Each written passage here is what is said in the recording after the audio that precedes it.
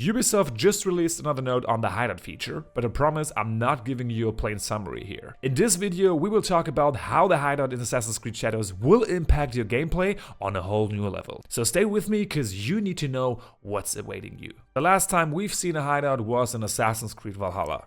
And to be fair, the only time where I really engaged with it was during the seasonal events, river raids, or when I needed to upgrade my weapons.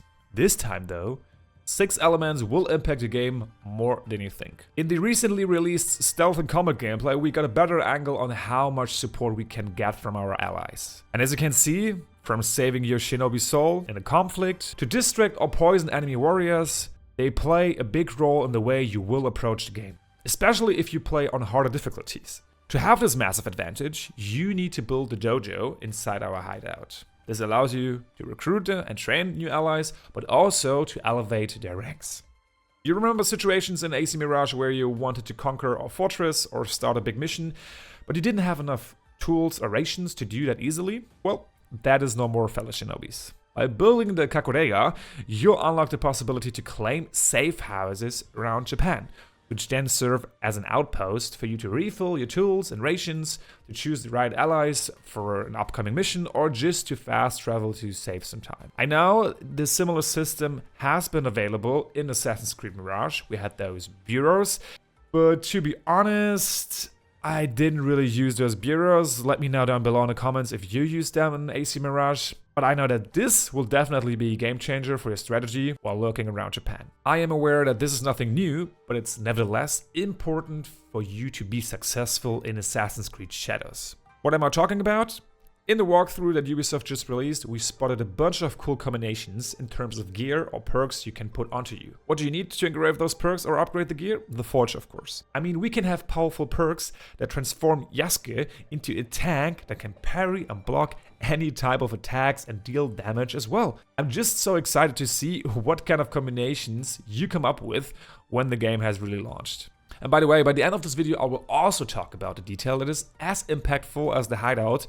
Maybe you can already guess in the comments what I'm teasing here.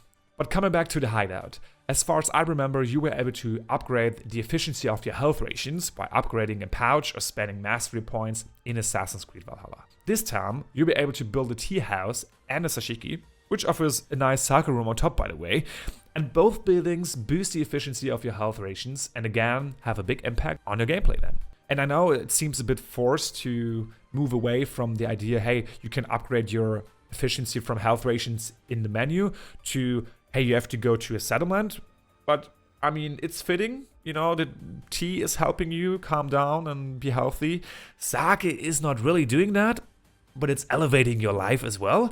But that's not part of the video here. Let's continue to the next. But you know what I mean. One detail is completely pushing your gameplay. The Tera. It's an altar that can be built and it effectively gives you a 10% XP boost. It seems like it's going to be permanent, so it gives you a huge advantage for your progression. What was not written in the article was if we can build more Teras. Imagine building 5 of them and then having a permanent 50 XP boost. Holy macaroni, that would be insane. I don't think that, but still 10% will have a big impact on our progression inside the game. And we still don't know how much it will cost to build such a Tera. I can imagine the price of this building is going to be very high, so it's not easy to get that, but the reward is very high as well. But to all of this, there is a catch. To get all those impactful buildings I've mentioned, you need resources. Wood, minerals, and crops. You can get them for sure by collecting them yourself, or you can ask for help by building the staples. The staples offer you scouts, which you can then use to smuggle big stockpiles of resources from castles towards your hideout. By getting more scouts, you get more resources. By getting more resources, you can impact your own game even more.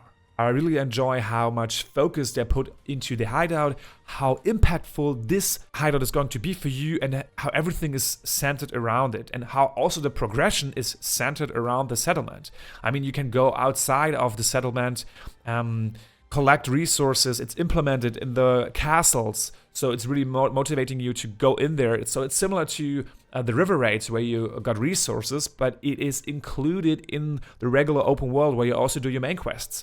I mean, you know, the river raids in AC Valhalla, they were excluded from the main world, where you were on a different map, so it was really not connected. And this time it feels, at least, it seems like it's going to be very well connected with the open world, with the progression system I've mentioned, and also with the settlement itself. Visually, there are many options to change and individualize the hideout like never before.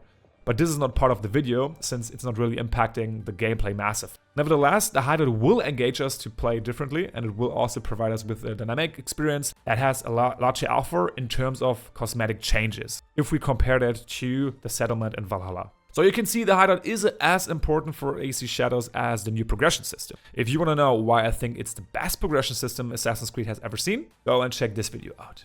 And if you already watched it, stay tuned, subscribe to my channel, because there is more AC Shadows content coming.